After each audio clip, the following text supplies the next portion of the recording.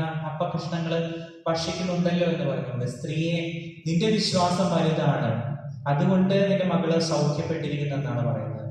പലപ്പോഴും നമ്മുടെ ചില ശാഠ്യങ്ങൾക്ക്, നമ്മുടെ വിശ്വാസത്തിന്റെ ആഴങ്ങൾക്ക് ഒരു പക്ഷേ ദൈവത്തിന്റെ മനസ്സിൽ പോലും സ്ഥാനം കണ്ടെത്താനായിട്ട് സാധിക്കും. ദൈവത്തിന്റെ മനസ്സ് മാറ്റാനെന്നല്ല, മനസ്സിൽ പോലും കയറി കൂടാനായിട്ട് സാധിക്കും. ഇതുപോലുള്ള ഒരു വിശ്വാസം ഞാൻ ആരിലും കണ്ടിട്ടില്ല എന്നൊക്കെ ദൈവം പറയുന്ന സാക്ഷിയാണ്. ഇസ്രായേൽക്കാരിൽ പോലും കാണാത്തതുള്ള സാക്ഷ്യത്തിന്റെ അനുഭവം.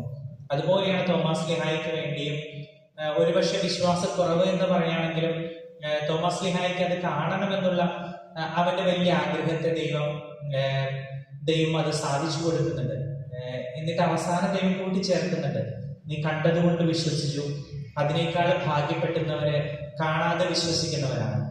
നമ്മളൊക്കെ എല്ലാം കണ്ടുകൊണ്ട് വിശ്വസിക്കുന്നവരല്ല. നമുക്ക് തലമുറകളായിട്ട് പകർന്നു കിട്ടിയ വിശ്വാസം കാണാതെയും നമ്മൾ വിശ്വസിക്കുന്നവരാണ്. നമ്മൾ ചോദിച്ചതെല്ലാം കിട്ടിയത് കൊണ്ടല്ല നമ്മൾ വിശ്വസിക്കുന്നത്. എന്നിരുന്നാലും ദൈവത്തിന് ജീവിതത്തിലെ എല്ലാം നടത്താൻ സാധിക്കുമെന്നുള്ള വിശ്വാസത്തോടെ മുൻപോട്ട് പോകുന്നവരാണ് നമ്മൾ.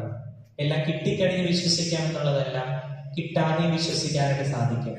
ഒന്നും ലഭിക്കാതിരിക്കുമ്പോഴും വിശ്വസിക്കാനായിട്ട് സാധിക്കുമെങ്കിൽ, എല്ലാം തകരുന്ന ഇടങ്ങളിൽ പോലും, ഒന്നുമില്ലായ്മയിൽ പോലും ദൈവത്തിലുള്ള വിശ്വാസം കൈവിടാതെ മുൻപോട്ട് പോവുകയാണെങ്കിൽ തോമാസ് ലീഹായുടെ തിരുനാൾ ആഘോഷിക്കുന്ന ദിവസത്തെ നമ്മൾ പറഞ്ഞ ഭാഗ്യവാന്മാരായ വിശ്വാസികളായിട്ട് നമ്മൾ മാറും. കണ്ടതുകൊണ്ടല്ല, കാണാതെ വിശ്വസിക്കുന്ന ഭാഗ്യവാന്മാരാണ്.